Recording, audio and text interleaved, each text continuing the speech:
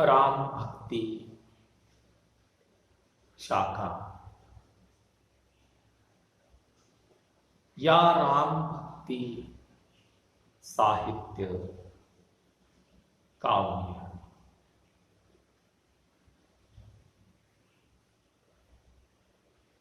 राम भक्ति से संबंधित आज तक अनेक संतों ने, अनेक कवियों ने अपने अपने तरीके से राम काव्य की निर्मित की। राम साहित्य को अपने अपने तरीके से जन्म दिया, परंतु कुछ भी हो, हिंदी में जो राम काव्य लिखा गया या राम साहित्य लिखा गया, उसका मूल आधार ग्रंथ वाल्मीकि रामायण है।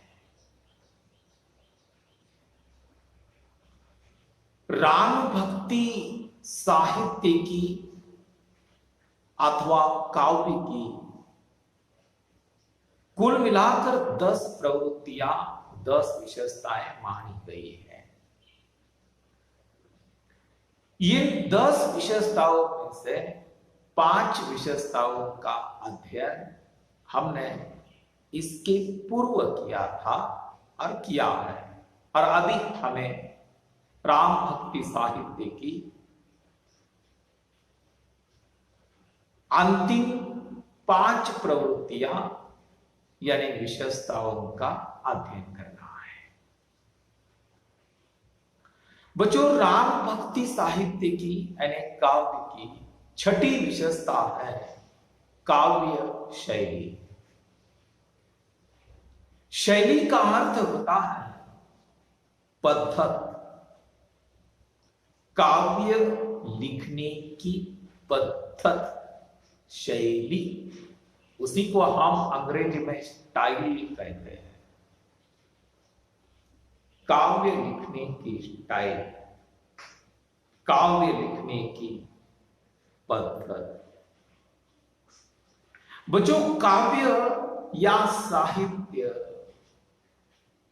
अनेक प्रकारों से लिखा जाता है। देखो ना, आदि काल में यानी वीर गाथा ये प्रबंध काव्य शैली में लिखी गई। प्रबंध काव्य यानी महाकाव्य, मुक्तक काव्य, खंड काव्य, गीति काव्य, और यह काव्य लिखने की जो पद्धत है, जैसे कि संवाद शैली, रीति शैली, प्रबंध शैली, मुक्तक शैली, ये कविता लिखने की पद्धत है। तो फिर हमें देखना है कि राम भक्त संत कवियों ने जो राम साहित्य लिखा या राम काव्य लिखा, वो कौन सी शैली में लिखा। बच्चों, एक बात स्पष्ट कर देता हूं कि राम भक्ति शाखा के कवियों को काव्य शैली का ज्ञान प्राप्त हुआ था, और इन कवियों का अनेक काव्य शैलियों पर अधिकार भी था। उदाहरण के रूप में हम देख सकते हैं संत तुलसीदास द्वारा रचित रामचरितमानस, इस ग्रंथ में वीर गाथा की प्रबंध पद्धति है। राम गीतावली या राम ध्यान मंजरी, इन 2 ग्रंथों में आदि काल के प्रसिद्ध कवि विद्यापति की गीत पद्धति का प्रयोग किया गया है। रामायण महानाटक और हनुमान नाटक, इन दो ग्रंथों में संस्कृत के राम कवियों की, संस्कृत भाषा में भी राम काव्य लिखा गया, संस्कृत के राम कवियों की संवाद पद्धति का प्रयोग किया गया। और एक कवि है केशवदास। केशवदास ने रामचंद्रिका नामक ग्रंथ की रचना की। ये रामचंद्रिका रीति पद्धति पर रची गई है। इस तरह से ये काव्य शैली है। राम भक्ति साहित्य या राम भक्ति काव्य की सातवीं विशेषता है छंद। बच्चों, राम भक्ति शाखा के कवियों ने दोहा, चौपाई, कुंडलियां, सोरठा, घनाक्षरी, तोमर, त्रिभंगी आदि छंदों का प्रयोग अपने काव्य में किया है।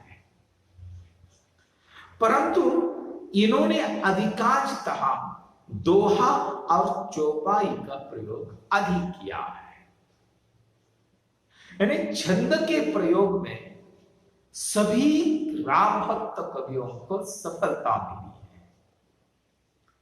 हमारे संत तुलसीदास ने दोहा और चौपाई का ही अधिक प्रयोग किया और कवि केशवदास ने अनेक छंदों का कलात्मक प्रयोग किया है। उनमें भावुकता नहीं है। अगली विशेषता है अलंकार।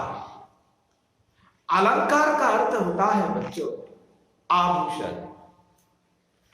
जैसे कि देखो, सुंदर स्त्री के शरीर पर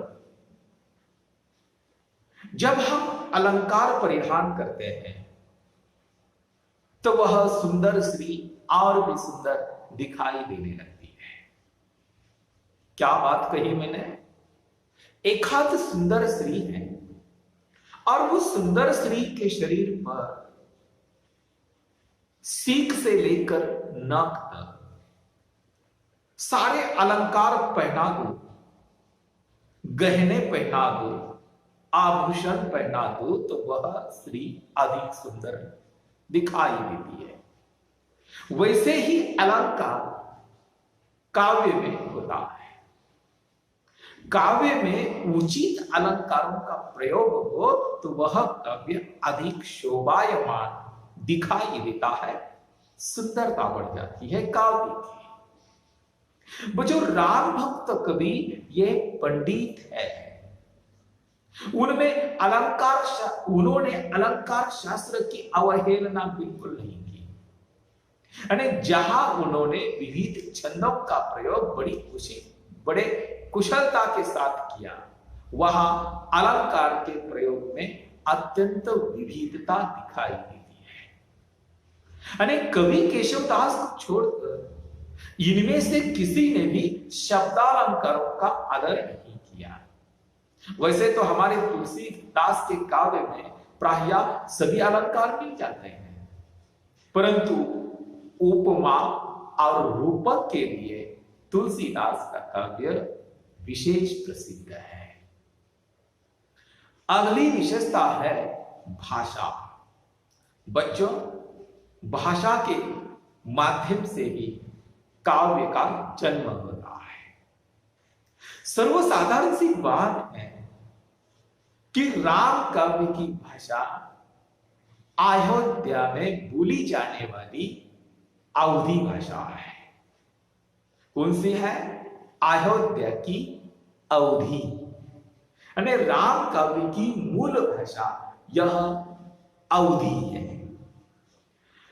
कवि केशवदास जो है, उन्होंने अपनी रामचंद्रिका नाम की रचना की। उस रामचंद्रिका में कवि केशवदास ने ब्रज भाषा का प्रयोग किया। ये ब्रज भाषा ये ब्रज की है। बाद में अनेक ऐसे राम भक्त कवि थे, उन्होंने ब्रज भाषा का प्रयोग अधिक मात्रा में किया है, परंतु कवि तुलसीदास ने अधिकांशतः अवधी भाषा को ही अपनी रचनाओं में या अवधी और कुछ रचनाओं में ब्रज भाषा का प्रयोग किया है। इन कवियों ने केवल अवधी भाषा का और ब्रज भाषा का ही प्रयोग किया ऐसी बात नहीं है। यानी इन संत कवियों ने आवश्यकता अनुसार भोजपुरी, राजस्थानी, अरबी के शब्दों का भी प्रयोग किया है। यानी तुलसीदास की काव्य में भाषा का अत्यंत परिष्कृत शुद्ध रूप हमें दिखाई देता है। तुलसी का शब्द चयन अत्यंत सुंदर, अत्यंत व्यवस्थित और पांडित्यपूर्ण रहा है। और राम भक्ति शाखा या साहित्य की या काव्य की आखिरी 10वीं प्रवृत्ति या 10वीं विशेषता है रस।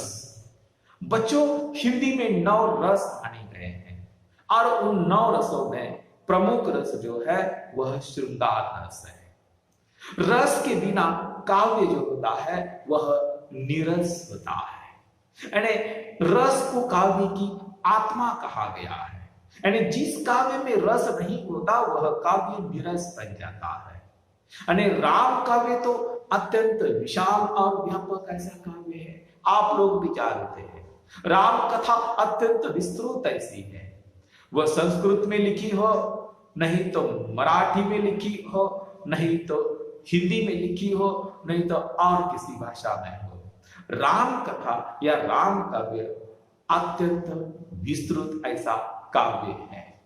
इसका कारण इसमें है कि राम कथा में राम के जीवन की विविध घटनाओं का वर्णन उसमें सहजता से हुआ है, इसलिए इस काव्य में सभी रस आए हैं। उदाहरण के रूप में हम देख सकते हैं कि राम सेव्य है, जिसकी सेवा की जाती है एक ईश्वर के रूप में, और संत कवि या भक्त एक सेवक है।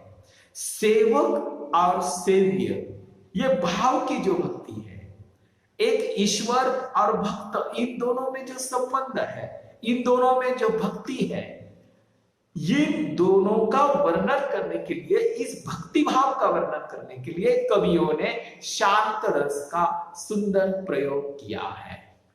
बच्चों, राम मर्यादा पुरुषोत्तम है, भक्त कवि भी मर्यादावादी है, इसलिए इनके काव्य में श्रृंगार के संयोग और वियोग दोनों पक्ष का सम्यक रूप में वर्णन मिलता है। राम भक्त सच्चे भक्त है, मर्यादा में रहकर उन्होंने राम का और सीता का वर्णन उन्होंने किया है। राम और सीता के स्वरूप का भी वर्णन किया, लेकिन एक मर्यादा में रहकर उन्होंने वर्णन किया है। राम रावण युद्ध हुआ, युद्ध वर्णन ये प्रसंग चित्रित करने के लिए तुलसीदास ने वीर रस का प्रयोग किया है। राम विलाप, यानी जिस समय लक्ष्मण को मूर्छा आई या वह मूर्छित होकर पड़ा हुआ था, वह जो प्रसंग था, वह प्रसंग चित्रित करने के लिए तुलसीदास ने करुण रस का प्रयोग किया है। हनुमान के द्वारा लंका का दहन किया गया, चारों ओर लोग भाग रहे थे, लंका जल रही थी, दहन हो रहा था, लोग चिल्ला रहे थे। यह प्रसंग चित्रित करने के लिए तुलसीदास ने भयानक रस का प्रयोग किया है। इस प्रकार देखा जाए, सारांश रूप में देखा जाए तो राम भक्ति शाखा अत्यंत समृद्ध ऐसी शाखा है। यानी हिंदी भाषा साहित्य के लिए वह समृद्ध परंपरा प्रस्तुत करती है। यानी भाषा की दृष्टि से यह साहित्य अत्यंत महान है। ब्रज और अवधी, यह जो भाषा है वह सर्वसामान्य लोगों की भाषा है।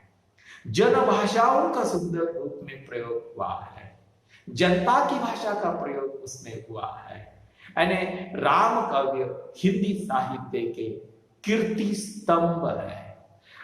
आणि तुलसीदास का जो रामचरितमानस नाम का महाकाव्य है वह हिंदी साहित्य का एक अनमोल ऐसा रत्न है और स्वयं तुलसीदास हिंदी साहित्य आकाश के शशि कहा जा सकते हैं।